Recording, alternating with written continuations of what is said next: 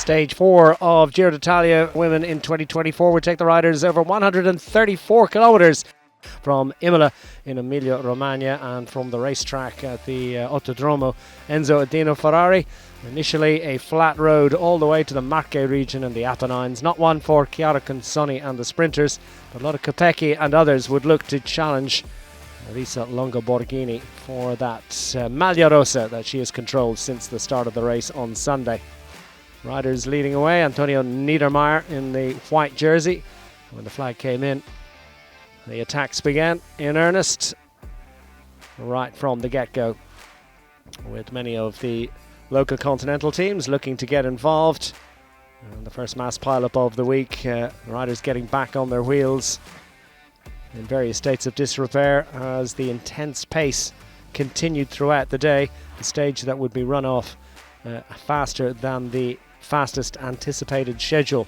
Clara Amond clear of a breakaway group of 5 that she had infiltrated from the earliest stages.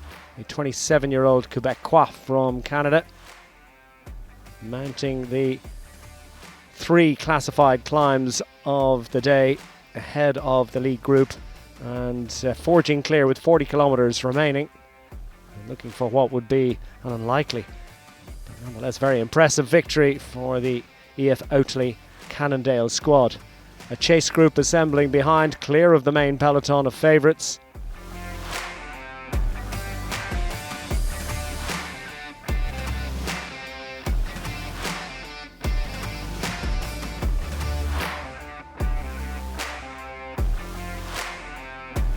Clara Amond, but across the second climb of the day, more points gained by Clara Amond, a rider in her 3rd year racing in Europe and a first year with the EF Oatley Cannondale squad.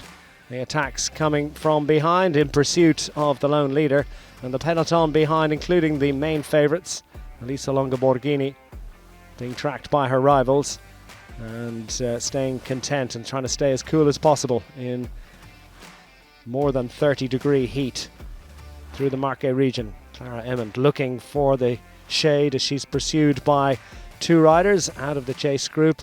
They're called to account. Elise Shabi trying to forge clear with Erika Magnaldi.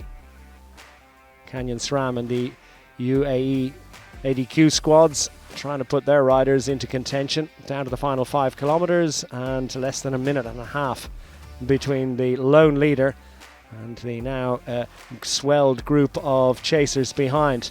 And the main peloton almost 2 minutes in arrears, as it became increasingly likely that Clara Amond would survive for a famous victory into Urbino. On the final ramp to the finish line inside 500 metres, and Clara Amond controlling almost a minute of an advantage into that final 500 metre climb, and could savour the experience of her first UCI win. First Canadian win since 2016. Stage 4 goes to Clara Amond. Stunning success as she comes to terms with the scale of her achievement. And behind Saraya Paladin, leading in the group of chasers. Cecilia Uttrup Ludwig getting some bonus seconds on the line after a great fighting performance, and she'd move up overall as a result of that. Amongst the GC favourites behind, Elisa Longo-Borghini overhauling Lotte Kopecky in the run to the line. Fight for minor positions, but an important psychological blow struck by the race leader. And Clara Amond it was that was celebrating the most after a glorious solo victory.